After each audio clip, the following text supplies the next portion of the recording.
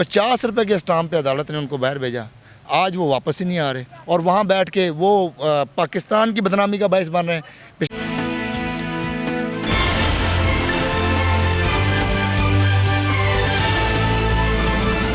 रावलपिंडी में शहबाज शरीफ के शो के बारे में आपका क्या ख्याल है?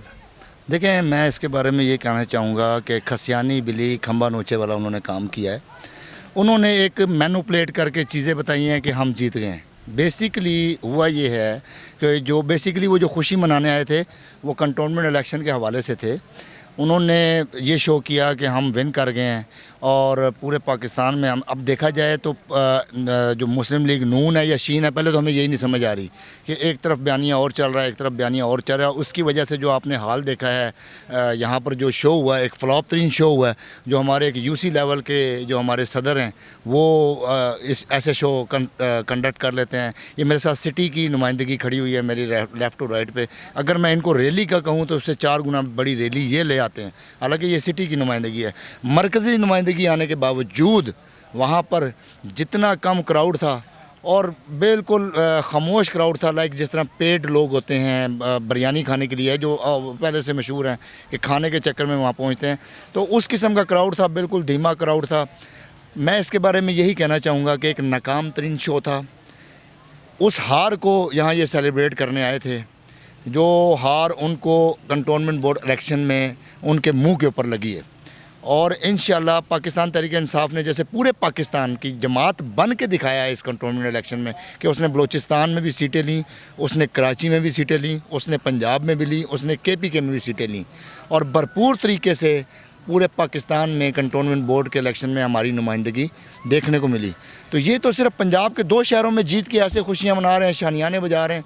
बेसिकली हुआ ये है कि ये मेंटली तौर के ऊपर थोड़े से डिस्टर्ब हैं कि जो इनके ऊपर केसेस चल रहे हैं, एक के बाद 2, 2 के बाद 3, 3 के बाद 4 केसेस इनके, मतलब केसेस हम ये नहीं कह रहे कि को हम बना रहे हैं, केसेस वो लोग बना रहे हैं इनके ऊपर जिनको इन्होंने सेलेक्ट किया था एज ए नैब चेयरमैन और मेरिट के ऊपर केस बन रहे हैं। शुगर अपना रमज़ान शुगर मिल हो जाती है, मेट्रो मुल्तान हो जाती है, फिर मेट्रो लाहौर हो जाती है, फिर ऑरेंज ट्रेन हो जाती है, फिर स्पोर्ट्स कम्प्लेक्स हो जाता है नारोवाल का। मतलब एक दास्तान है करप्शन की, चोरी की, डकैती की एक दास्तान है कि जिनके असासे 1990 में 21 लाख रुपए के थे, उनके असासे आज 40-40 अरब रुपए के हुए हैं। क्या ये GDP जो इनका बड़ा है, जैसे उनकी पर्सनल लाइफ का GDP अप हुआ है, इस तरह आप अपनी आवाम का भी GDP अप कर देते हैं ना मेरे भाई। अगर आप लोग सरिया बनाने वाले थे तो पाकिस्तान स्टील मिल क्यों फ्लॉप हुई? अगर आप लोग शुगर बनाने वाले थे तो शुगर क्राइसिस इससे बदतर शुगर क्राइसिस 2017 में आया था जब चीनी 150 रुपये किलो हो गई थी। शायद आपको याद हो, आप सीनियर साफ़ी हैं। तो मैं ये चाहूँगा कि ये फ्लॉप शो करने के बाद अपने आप को तसल्ली देने वाली बात है कि दिल को बहलाने के लिए गालिब ये ख्याल अच्छा है। आप तहरीक इंसाफ के ज़िम्मेदार रहनुमा हैं, आप ज़रा ये बताइए कि आपके वज़रा और आपके तर्जुमान, हुकूमती तर्जुमान ऐसे ज़िक्र करते हैं करप्शन का जैसे असम्बली में बजट पेश कर रहे हो, इतनी बड़ी फिगर्स बताते हैं। आपने इन 3 सालों में निकाला क्या है इनसे? देखिए, इसके बारे में मैं आपको बताऊं, जब से नैब वजूद में आया है, आई थिंक 2002 या 3 की बात है, 2003 से लेकर 2018 तक अगर आप नैब का रिकॉर्ड देखें ना तो उन्होंने 379 बिलियन रुपीज़ हैं आई थिंक, या 372 बिलियन रुपीज़ उन्होंने रिकवर किया था। जबकि इमरान खान की हुकूमत में नैब ने 570 समथिंग बिलियन, मुझे राउंड फिगर याद नहीं है, लेकिन मैं 500+ बिलियन हमने यहाँ से इनसे वसूल किया। बेसिक इन्होंने चोरी बड़ी तरीके से की है। इन्होंने चोरी इस तरह की है कि उसको पकड़ना बहुत मुश्किल है। इन्होंने ब्यूरोक्रेसी को भी साथ मिलाया हुआ है। इन्होंने सिविल ब्यूरोक्रेट्स को जितने भी हैं इनके, आप देखें जितने भी पिछले सेक्रेटरीज वगैरह थे वो अभी तक जेलों में हैं और हर कोई प्री बार्गेन करके बाहर आ रहा है। एवरीवन आपके कहीं पर चले जाएं, किसी कारोबार में चले जाएं, इनके कारोबार चल रहे हैं, शेयर्स चल रहे हैं, इनका मुर्गी अंडों का कारोबार भी चल रहा है, इनका जनाब सरिये का कारोबार भी चल रहा है, इनका चीनी का भी कारोबार चल रहा है।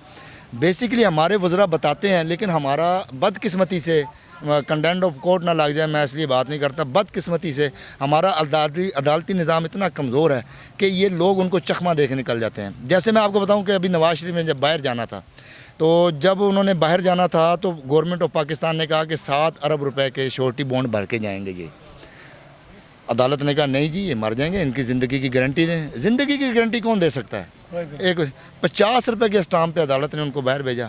آج وہ واپس ہی نہیں آ رہے اور وہاں بیٹھ کے وہ پاکستان کی بدنامی کا باعث بن رہے ہیں. پچھلے دنوں انہوں نے ایک انٹرویو دیا، مجھے بڑی تکلیف بھی ہوئی اور میں ایک قسم کا خوشی کا بھی اظہار میں نے کیا. تکلیف مجھے کیا ہوئی کہ انہوں نے ہمارے ایجنسیز کے اوپر بلیم کیا، اور خوشی کیا ہوئی کہ یہ شخص 5 سال وزیر اعظم رہا اور 1999 کا اس نے رونا رویا کہ 1999 میں میرے اوپر گن تان لی تھی، میرے یہاں پر بندوق رکھ دی تھی، میری ٹیلی فون لائن کاٹ دی تھی.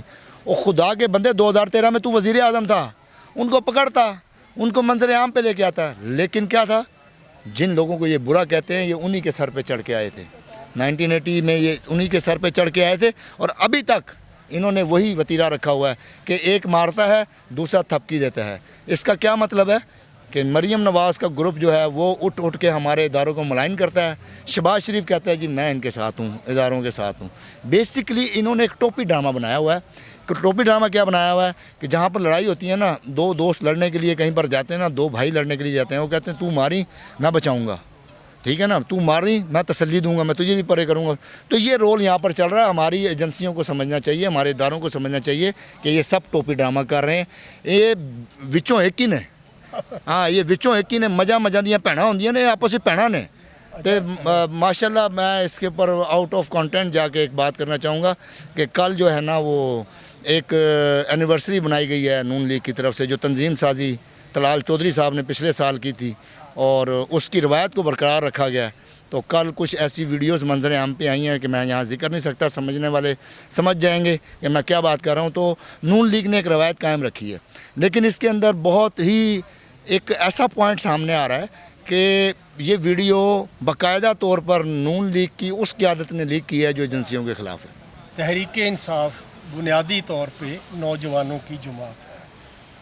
آپ اس پلیٹ فارم سے، خبرنامہ کے پلیٹ فارم سے نوجوانوں کے لیے کیا پیغام دینا چاہیں گے؟ نوجوان ماشاءاللہ میرے لیفٹ رائٹ میرے جوان بھائی، میرے چھوٹے بھائی کھڑے ہوئے ہیں. مایوس نہیں ہونا، مایوسی کفر ہے. یہ ماشاءاللہ میرے ساتھ کھڑے ہوئے ہیں. جب میں پی ٹی آئی میں نے شمولیت اختیار کی تھی تو میری داڑھی مونچھ بھی نہیں آئی تھی. میں ایک ٹین ایج لڑکا تھا، میں فرسٹ ایئر کا اسٹوڈنٹ تھا. لیکن آپ دیکھیں میں نے 25 سال ایک امید لگا کے رکھی. 25 سال بعد ہمیں کامیابی ملی ہے. اور جس ملک میں جس خطے میں ہمیں کامیابی ملی ہے، یہ خطہ بڑا سینسٹیو ہے. مطلب اس خطے کی جو اہمیت ہے وہ آج سے 1400 سال پہلے آپ صلی اللہ علیہ وسلم نے بھی بیان کی تھی کہ مجھے اسلام کے غلبے کی یہاں سے خوشبو آتی ہے. جو غزوہ ہند ہونا ہے وہ ادھر سے ہی ہونا ہے. تو مایوس ہونے کی کوئی ضرورت نہیں ہے. پچھلے 70 سال جن لوگوں کو آپ نے موقع دیا، جنہوں نے آپ کے کھال بھی اتاری، آپ کی ہڈیوں کو بھی پیس کے انہوں نے کہیں استعمال کیا، آپ کو مطلب ہر طریقے سے انہوں نے رگڑا کہ میں بتا نہیں سکتا یہاں پر کہ اتنا کچھ انہوں نے اس عوام کے ساتھ کیا. تو ابھی ہمیں 3 سال ہوئے ہیں. خان صاحب کھڑے ہیں، ایبسلوٹلی ناٹ کہہ کے کھڑے ہوئے ہیں. ایبسلوٹلی ناٹ ان طاقتوں کو کہا ہے جو دنیا میں اپنے آپ کو خدائی طاقتیں سمجھتی ہیں. کہ وہ ایک اس کے اندر شعر ہے نا کہ عرش والے میری توقیر سلامت رکھنا، زمین کے خداؤں سے الجھ بیٹھا ہوں میں. تو عمران خان نے ٹکر لی ہے اس قوم کی، ان بچوں کی، ہماری ماؤں بہنوں کی عزت کی حفاظت کرنے کے لیے. ایبسلوٹلی ناٹ امریکہ کو کہنا، ایبسلوٹلی ناٹ ان 40 طاقتوں کو کہنا جنہوں نے افغانستان میں $2.2 ٹریلین خرچ کیے اور اس کے بعد ناکامی کا منہ دیکھ کر وہ یہاں سے گئے. اور اس کے بعد وہ کن کی حفاظت میں گئے؟ پنجاب پولیس کی حفاظت میں گئے. کن کی حفاظت میں گئے؟ اسلام آباد پولیس کی حفاظت میں گئے. کن کی حفاظت میں؟ ISI کی حفاظت میں وہ یہاں سے روانہ ہوئے، اپنی فیملیوں تک پہنچے. تو ایبسلوٹلی ناٹ خان نے کہا ہے تو کچھ برداشت کرنا پڑے گا، کچھ حوصلہ کرنا پڑے گا. آپ لوگوں کو خان کا ساتھ دینا پڑے گا. اچھے دن آئیں گے.